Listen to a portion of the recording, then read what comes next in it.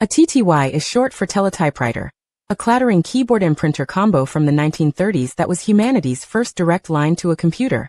In modern Linux, that mechanical box has evolved into an abstract character device, a kernel-managed endpoint for text input and output. Programs talk to every terminal, physical or virtual, through this single, unified TTY interface. Physical TTYs live at /dev/TTY1, /dev/TTY2, and so on. The real virtual console's wired to your hardware. On Linux, Ctrl+Alt+F1 through F6 flips between them. Each one runs a terminal emulator baked into the kernel, and every keystroke flows through a line discipline that handles echoing, buffering, and special characters like Ctrl+C. This is the raw, unvirtualized path from fingers to kernel. Pseudo-terminals, PTYs, are virtual TTYs created on demand in pairs. The master side /dev/PTMX is opened by a program like GNOME Terminal, STERM, or SSHD. The slave side /dev/PTS/N is where the shell actually runs. The kernel shuttles bytes between the two, so the shell believes it's talking to a real terminal. It has no idea it's a software illusion. This pair design is what makes remote logins, GUI terminal windows, and scripted automation possible. The critical difference. Physical TTYs are welded to a hardware console.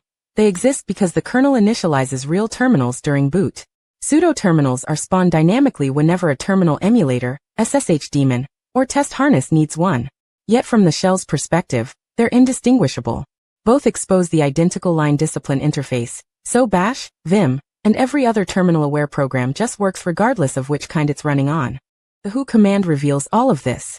It reads /var/run/ump, and its historical sibling /var/run/wtmp, to list who's logged in right now.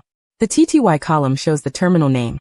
TTY1 for a console login, PTS/0 for a graphical terminal window, PTS/1 for an SSH session. The from column exposes the remote hostname for network logins. Proof that a pseudo-terminal can come from anywhere on the network. A pseudo-terminal, or PTY, is a kernel-built bridge between two character devices, a master and a slave. The terminal emulator holds the master side at /dev/PTMX, and reads your keystrokes from it while writing rendered output back through it. The shell, meanwhile, treats /dev/PTS/N as its STIN, stout, and stare, a perfectly ordinary terminal. Nothing crosses that bridge except the bytes the kernel ferries back and forth. Sitting on that bridge is the line discipline, a kernel module that polices every byte. It implements canonical mode, where input assembles into whole lines before reaching the shell. It echoes characters back, so the terminal can display them. It translates Ctrl+C into a SIGINT signal instead of raw bytes. And it handles the suspend and quit characters that make job control possible. The shell receives clean, terminated lines and well-formed signals, never a chaotic stream of unprocessed keystrokes. On the slave side, the PTY materializes as a numbered character device inside /dev/points/run, ls, l/dev/PTS, and you will see entries like CRW 1U136, 3/dev/PTS/3, a character device with major 136, minor matching the index and owner-only permissions. Each file appears the moment its slave is opened and vanishes the moment it is closed. The files are owned by whichever user opened the PTY, which is exactly why permission isolation between users works.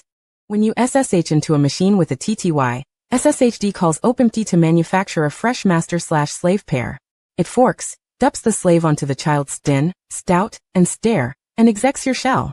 The remote shell wakes up believing it has a real terminal attached. Readline activates, colored prompts render, Ctrl+C works. The master FD is held by SSHD on the server side, which pipes everything through the encrypted channel to your local emulator. Once you understand the topology, the kernel gives you tools to inspect it. The TTY command prints the path of the terminal attached to your STIN, like /dev/PTS/7. PS, OTTY PID, CMD shows which pseudo-terminal every process in your tree is connected to, and who reads /var/run/ump to enumerate every active login session. Together they let you draw the session graph. Who forked what, who is talking to which PTY, and where the bytes are flowing. Welcome to a hands-on Linux demo. We'll inspect a live terminal session using classic utilities like who, TTY, PS, and W to reveal exactly which user is logged in, which pseudo-terminal is in use, and which shell process owns the session. We begin with clear, a familiar housekeeping command. It wipes the visible scrollback buffer to give us a clean slate. Note that clear only affects the display. The running session and all its processes remain untouched. Now we run who, which lists every user currently logged into the system. The output shows our username, the active terminal device, and the login time, confirming that a single session is active on this machine. We clear the screen again to keep things tidy. Then we run TTY, which prints the file name of the terminal connected to standard input.